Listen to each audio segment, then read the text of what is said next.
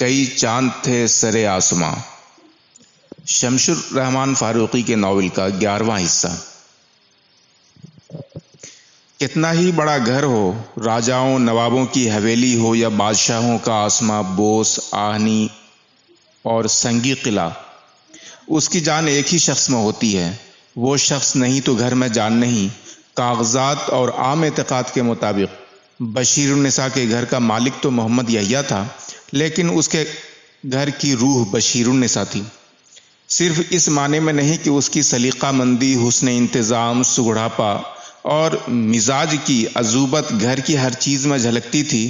لگتا تھا گھر نہیں ہے، عنبری سیبوں کا کھلیان ہے، جہاں ہر طرف سے بنفشہ و بادام کے شگوفے برس رہے ہیں۔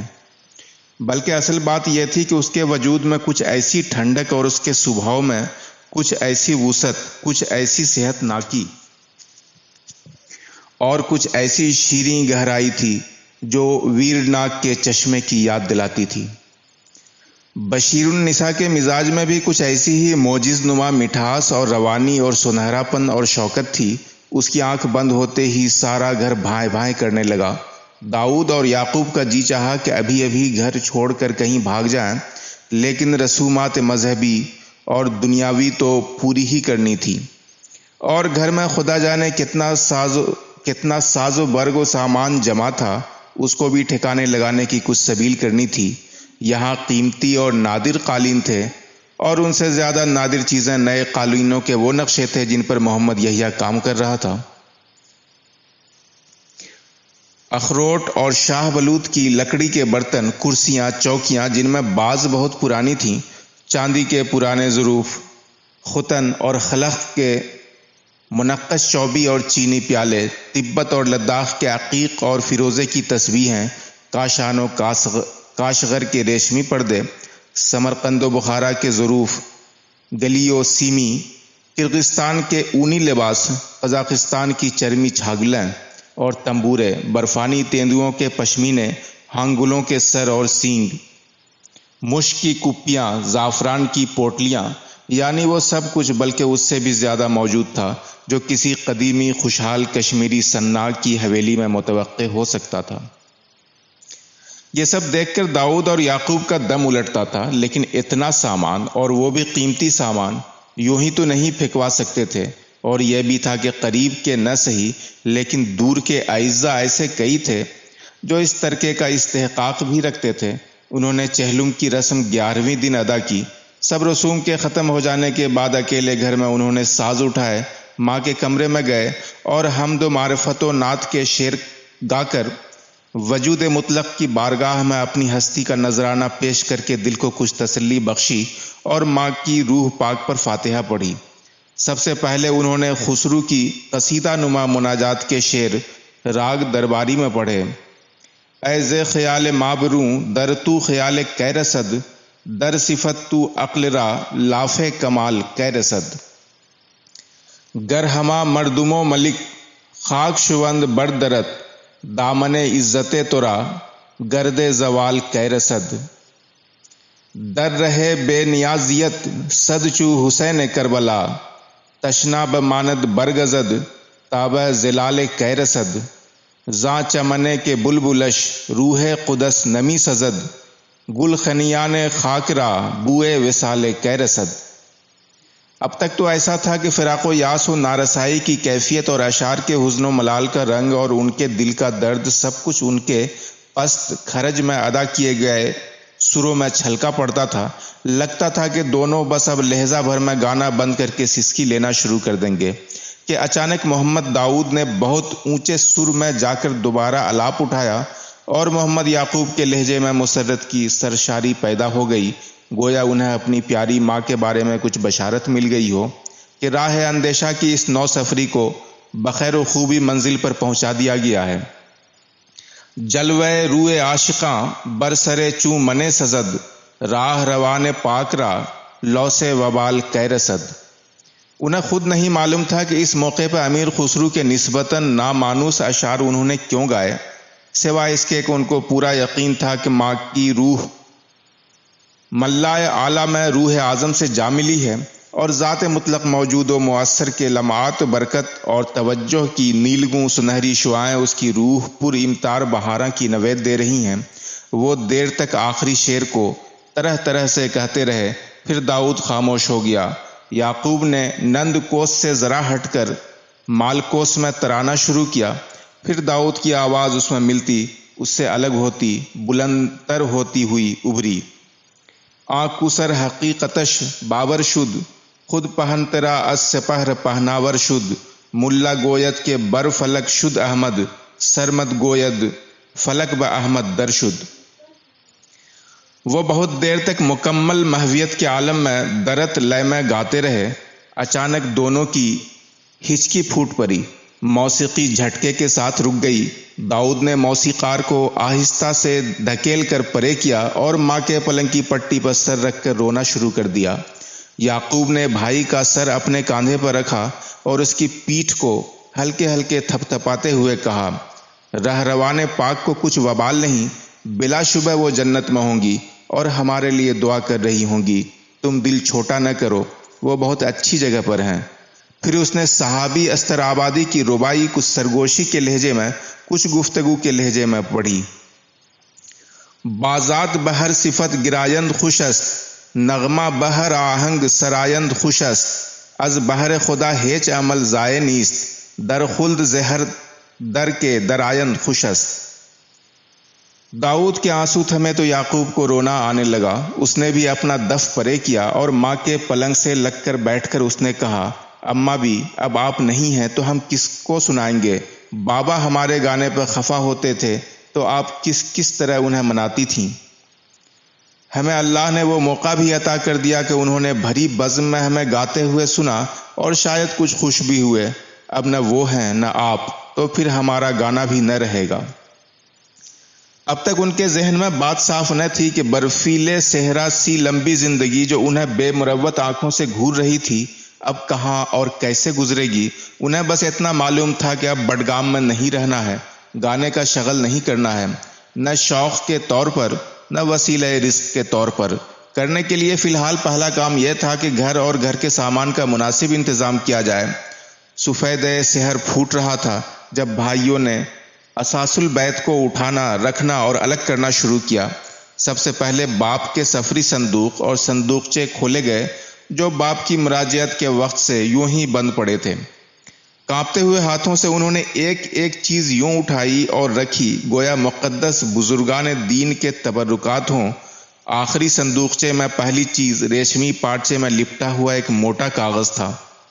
جب انہوں نے بڑے تجسس سے بستے کے بند کھولے کہ شاید کسی جائیداد کے قبالے یا لاہور میں کسی تجارت کے معاہدے ہوں، تو دونوں کے دل پر دھکا سا لگا کہ یہ کیا اور کیوں، یہ تصویر کیسی؟ ان کے باپ کو غیر عورتوں، لذات اور شہوات سے کوئی رغبت نہ تھی، کم از کم وہ تو یہی جانتے تھے۔ وہ اپنے باپ سے ڈرتے ضرور تھے، لیکن ان کا گمان تھا کہ وہ اس کے مزاج کو بھی سمجھتے ہیں۔ انہیں یقین تھا کہ ان کا باپ کسی بھی رقیق یا بازاری عادت کا آزاری نہ تھا، تو پھر یہ طرحدار جوان عورت یہ کس کی تصویر تھی؟ کیا ہمارے بابا نکاح ثانی کا خیال رکھتے تھے؟ یا یہ عورت ان کی کوئی خفیہ معشوقہ تھی، یا لاہور کی کوئی زن بازاری جسے وہ اپنے اڑہری بنانا چاہتے تھے؟ اس عمر میں بعض مردوں کی طبیعتیں بدل جاتی ہیں، ایسا انہوں نے سنا تھا۔ ان کے دل پر کچھ گھن اور تنفر اور بہت سی اداسی چھانے لگی۔ ان کا جی چاہا کہ اس کمبخت کاغذ کو چیر پھاڑ کر چشمے میں بہا دیں کہ اس تاریک راز کا پتہ نشان ہی نہ رہے۔ یعقوب نے چاہا کہ تصویر کو بھائی کے ہاتھ سے لے کر پھاڑ ڈالوں، لیکن ایک لمحے کے لیے ٹھٹک کر اس نے سوچا، اسے پھاڑ کر پھینک دینے سے کچھ فرق تو پڑے گا نہیں، کہ جو شے ہماری آنکھوں کے آگے سے گزر چکی اسے ہم واپس نہیں لا سکتے، اور حقیقت کا بوجھ اٹھائے ہی بنتا ہے، یہ کبھی سر سے اترتا نہیں، اور کسے معلوم حقیقت کیا ہے۔ یہ تو بہرحال ثابت ہے کہ اس لڑکی کی تصویر بابا کے پاس اس مقصد سے محفوظ نہیں تھی کہ وہ اسے ہمارے لیے پسند کرنا چاہتے تھے۔ اس نے کہا، برادر ایک ذرا ٹھہرو، ذرا اس معاملے پر غور کر لیں، اس میں کچھ پیچ نہ ہو۔ پیچ کیا ہوگا برادر؟ داؤد نے کچھ جھلا کر جواب دیا، افسوس ضرور ہے، پیچ بھلا کیا ہوگا؟ اس نے دوبارہ ذرا اونچے لہجے میں کہا۔ نہیں ذرا غور کرو، یہ عورت مسلمان تو ہے نہیں، لیکن کوئی کسبن بھی نہیں لگتی۔ یہ شان، یہ تمکنت، یہ اعتماد، پیشانی پہ اقتدار کا یہ نور۔ تم بھی کیا بات کہتے ہو برادر، مجھے تو جلد بازی نہ کرو۔ ایسا خوش کمر پنڈا، ایسا بہشتی روح چہرہ، اس میں کچھ بھید ہے۔ ہمارے بابا ایسے نہ تھے، یہ تو کسی دور دیس کی رانی ہے، کسی بات پہ خوش ہو کر اس نے ہمارے بابا کو اپنی تصویر تحفے میں عطا کر دی ہوگی۔ ہمارے اطراف کی یا ملک پنجاب کی بیوی تو یہ ہے نہیں۔ اب داؤد نے ذرا سنبھل کر تصویر کو دیکھا، ایک لمحے کے لیے اس کے دل پر لرزہ سا طاری ہو گیا، اور پھر یہ لرزہ اس کے ہاتھوں میں منتقل ہو گیا۔ عجب تیکھی سی مسکراہٹ تھی، ایسا لگتا تھا صاحب تصویر اس کے خیالات سے واقف ہو کر دل ہی دل میں اس پر ہنس رہی ہے۔ تم نے سمجھا بھی تو کیا سمجھا؟ فکر ہر کس بقدر ہمت اوست۔ میں تمہارے عام انسانی محدود تأملات سے بہت دور ہوں۔ داؤد نے پھر غور سے دیکھا، صاحب تصویر کے ہونٹوں پر ہلکی سی متبسم سرخی تھی، اور چہرے کے صباحت آمیز رنگ میں کچھ گرمی سی جھلک اٹھی تھی۔ ابھی ابھی تو یہ تصویر صرف تصویر تھی، اب اچانک اس میں زندوں کی صفات کیسے پیدا ہو گئیں؟ بے وقوف بیٹے، یہ بلاول یا یمن کلیان میں کوئی معمولی سی بندش نہیں جس کے بول تم چٹکی بجاتے میں سیکھ لو۔ اس چہرے پر نہ جانے کس طرح کے اعتماد کا پرتو ہے، کیا تیج ہے، کیا جوت ہے۔ دفتن اس کا دل زور سے دھڑکا۔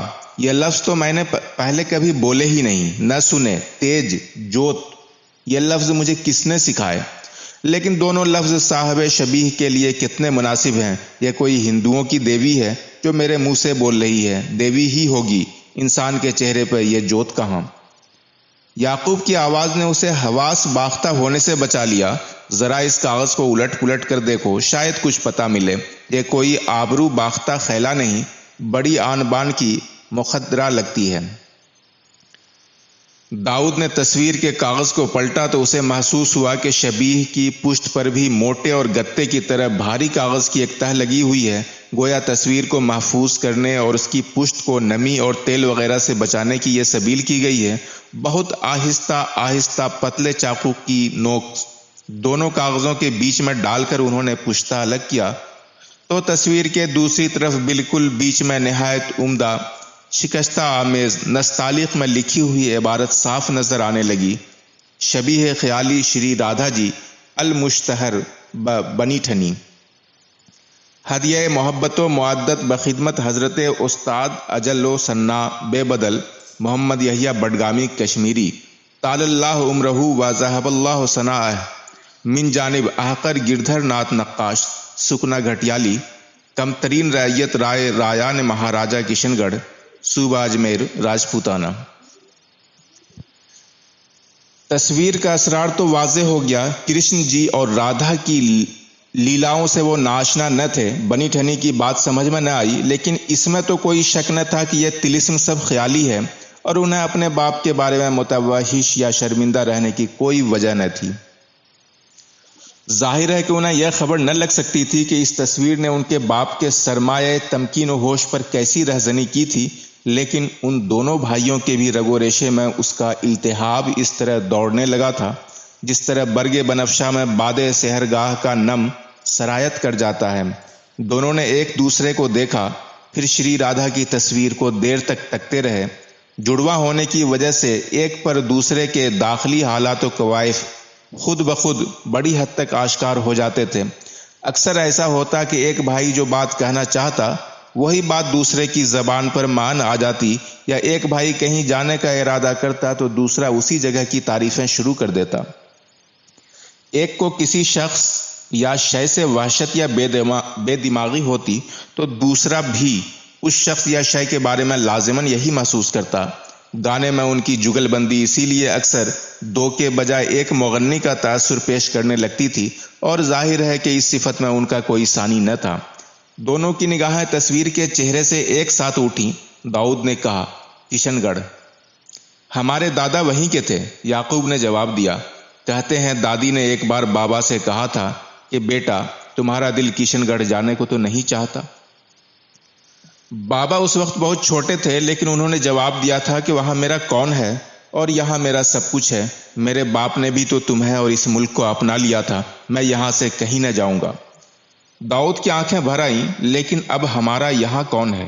بابا نے یہ تصویر اس قدر احتیاط سے کیوں رکھ لی تھی؟ میں سوچتا ہوں اس میں ان کی کچھ مصلحت رہی ہوگی۔ مصلحت کاہے کی؟ دور دراز کے سنات تھے، غیر ملک سے آئے تھے، ان کا تحفہ تھا۔ لیکن مجھے تو اس میں کچھ فال دید نظر آتی ہے، اور برادر ہم نے تو یہاں نہ رہنے کا تہیہ بھی کر لیا ہے۔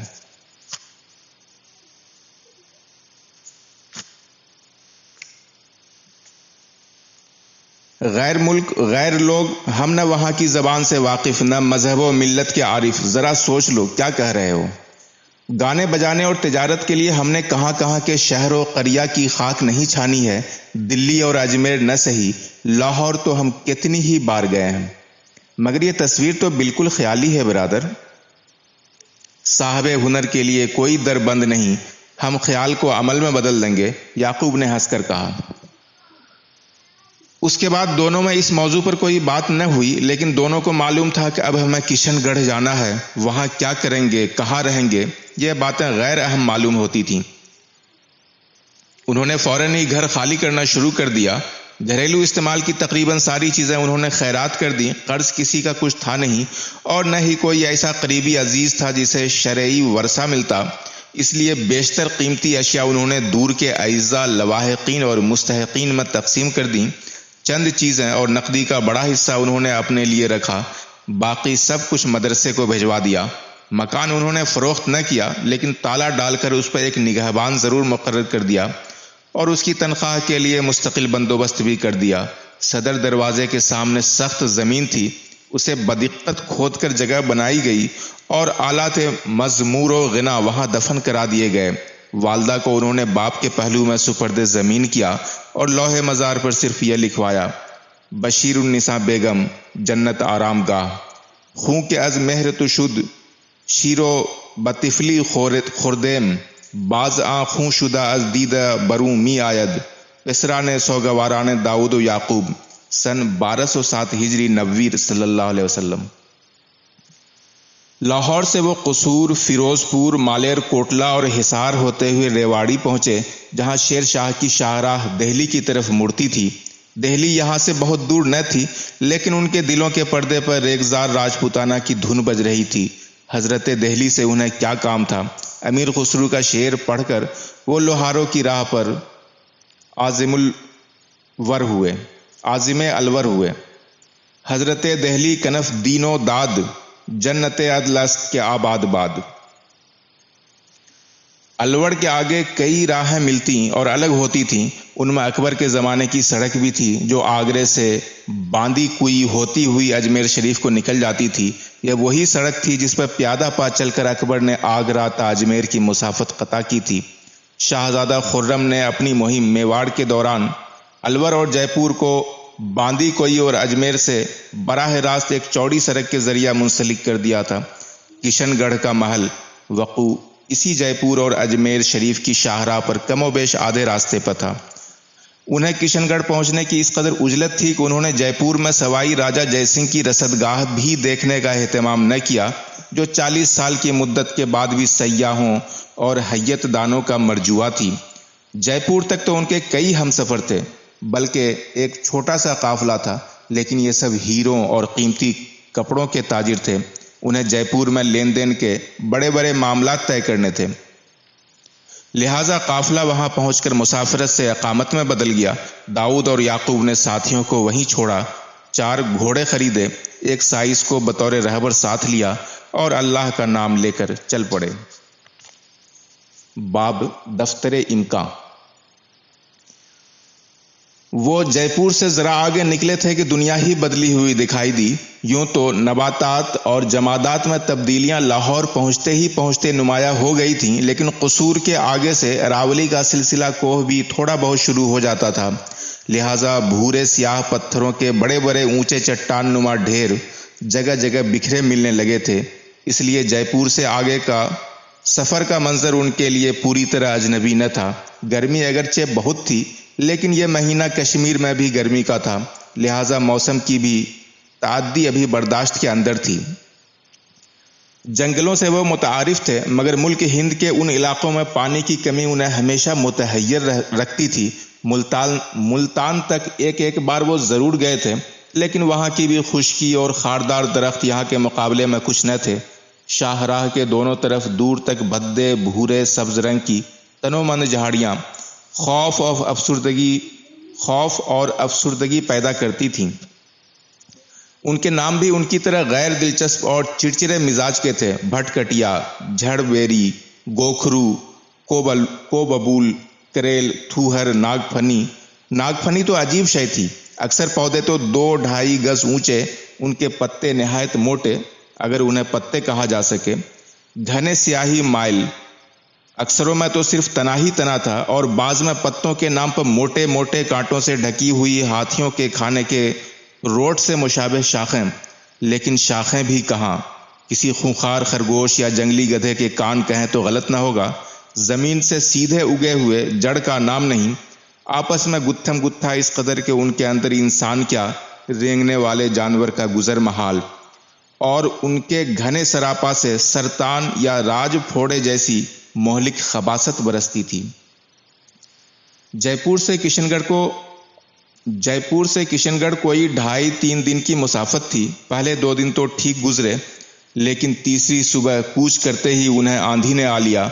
उनका साइस कहने को तो राहबर भी था, लेकिन वो सीधी राह का आदी था, जहां मीनार मील हर 5-7 कोस पर सराय और कहीं कहीं छोटे मोटे गांव के बाशिंदे निशाने राह देने के लिए काफी थे।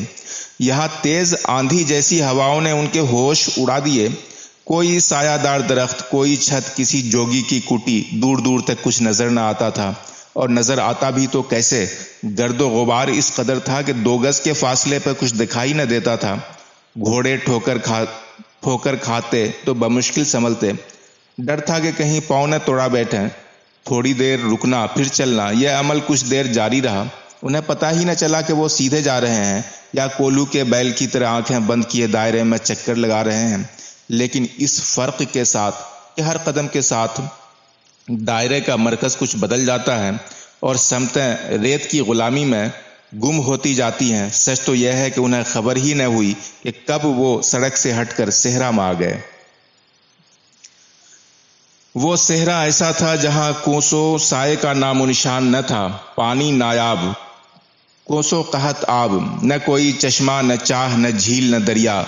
साफ मैदान के जहां बकौल शख्स कफे दस्त मैदान है हाथ खुदा की जात। जूं जूं आफताब बुलंद होता है, वो गर्मी और तपिश और ज़्यादा हो जाती है, और धूप की हिद्दत बढ़ती जाती है, और तेज़ी धूप से उनकी यह हालत हुई कि नहायत गलबा तिश्नगी का हुआ, और बसबब उस जंगल के कोई बरग दरख्त या जंगली समर या बनास्पति भी न मिली। गुरसंगी ने गलबा किया। यह वो जंगल है कि जहाँ खिज़र व इलियास ऐसे पैगंबर भी सरगिर्दा फिरे। बड़े बड़े ऐसी राह रवी मैदान से डरते हैं, बसबब नायाबी आपके सर पटक कर मर जाते हैं। अभी कोई 1-2 कोस का रास्ता कटा था कि आफताब बिल्कुल बुलंद हो गया, और अब वो तेज़ी धूप में हुई कि मारे शिद्दत के गश आ गया, और फिर होशियार हुए और घोड़े पर सवार होकर चले। और गुरसंगी और तिश्नगी ने इस कदर परेशान किया कि अब घोड़े पर बैठा नहीं जाता है। इधर घोड़े की यह हालत है कि मारे प्यास के ज़बान निकाले हुए है और रास्ता नहीं चला जाता, और उस पर गज़ब यह कि सवारी भी पीठ पर मौजूद है। अजीब सहरा है कि जहाँ सिवाय दरियाए रेख के और कोई शय नज़र नहीं आती है।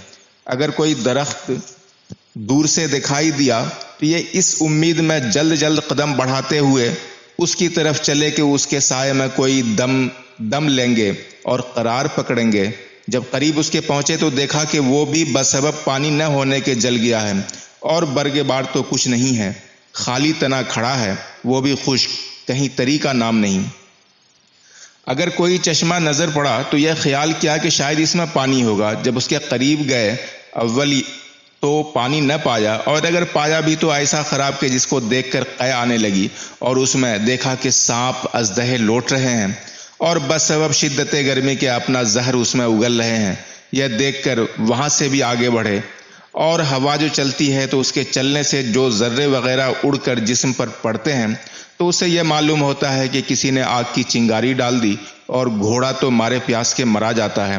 یہ رنگ و حالت گھوڑے کی دیکھ کر اوپر سے اتر پڑے اور اس کی باغ ڈور پکڑ کر آگے چلے، مگر زمین اس قدر تپ رہی ہے اور یہ معلوم ہو رہا ہے کسی نے تاوے آہنی کو گرم کر کے رکھ دیا ہے۔ جہاں پر قدم رکھ دیا وہاں پر تلوے میں چھالا پڑ گیا۔ وہ جنگل نمونہ محشر تھا۔ گرمی کی یہ حالت ہے کہ راستہ نہیں چلا جاتا ہے، زمین سے شعلے نکلتے ہیں، آسمان سے آگ برستی ہے، ہوائیں گرم چل رہی ہے۔ اگر کوئی جھونکا آ گیا تو یہ معلوم ہوا کہ استخوان تک جل گئے۔ اسی طرح دوپہر ڈھلی اور وہ حدت و تیزی دھوپ کی کم ہونے لگی اور ہوا بھی چلنا موقوف ہو گئی، مگر مارے بھوک اور پیاس کی یہ حالت ہے کہ ایک قدم راہ چلنا دشوار ہے، اور گھوڑے کی ایسی ابتر حالت ہے کہ یہ معلوم ہوتا ہے وہ تو کوئی دم کا مہمان ہے۔ مگر اس جنگل میں دانا گھاس کہاں کہ جہاں انسان کا کیا ذکر ہے، چرند و پرند تک نظر نہیں آتے، اور اگر کوئی جانور مثل چیل یا گدھ وغیرہ کے آفت کا مارا بھولے سے آ بھی گیا تو اس کے پر جل گئے اور وہ خود بھی جل کر کباب ہو گیا۔ اگر کوئی بچا بھی تو اس کے استخوان سوکھے ہوئے پڑے ہیں اور پرواز سے عاجز ہو کر کہیں گر پڑا ہے، کہیں آدمی کی ہڈیاں پڑی ہوئی ہیں۔ معلوم ہوتا ہے وہ یہاں آ کر مارے بھوک پیاس اور گرمی کے مر گیا ہے۔ کہیں درندوں کی ہڈیاں ہیں، کہیں اژدہے کے رہنے کے غار ہیں، کسی مقام پر غولوں کے قیام کی جگہ ہے، بڑے بڑے غار ہیں، سوائے ان چیزوں کے وہاں کوئی رہنے کی جگہ نہیں ہے، یہاں تک کہ آفتاب برنگ زرد لرزاں و ترساں آشیانہ مغرب میں پنہا ہونے لگا۔ لیکن داؤد اور یعقوب کو یقین تھا کہ اب آگے جانا یا پیچھے جانا مزید گمراہی کے سوا کوئی معنی نہیں رکھتی۔ انہوں نے اپنے بدن پر چادریں اور بھی مضبوط لپیٹ لیں، آنکھ منہ سب ڈھک لیے اور گھوڑوں سے اتر کر انہی کے موہوم سائے میں پڑ رہے۔ زوال کے وقت ہوا تھمی، غبار آہستہ آہستہ گرد و پیش کی جھاڑیوں پر جم گیا۔ اب سب کچھ دکھائی دینے لگا، لیکن دیکھنے کو کچھ نہ تھا، اس معنی میں کہ اس دشت کربت و غربت میں راستہ نگہ دیدہ تصویر سے زیادہ نہ تھا، لیکن انہیں اتنا معلوم تھا کہ ہمیں جنوب مغرب کی سمت جانا ہے، جنوب زیادہ اور مغرب کم۔ شمس غارب ان کے سامنے تھا، لہٰذا وہ بآسانی اپنی سمت کم و بیش متعین کر کے روانہ ہوئے۔ سڑک تک پہنچنا ضروری تھا، لیکن اس سے زیادہ ضروری یہ تھا کہ کہیں بھی سڑک سے دور یا نزدیک کوئی آبادی یا کوئی سرائے مل جائے تاکہ کھلے آسمان تلے شب گزاری کے خوف و خطر سے نجات ملے۔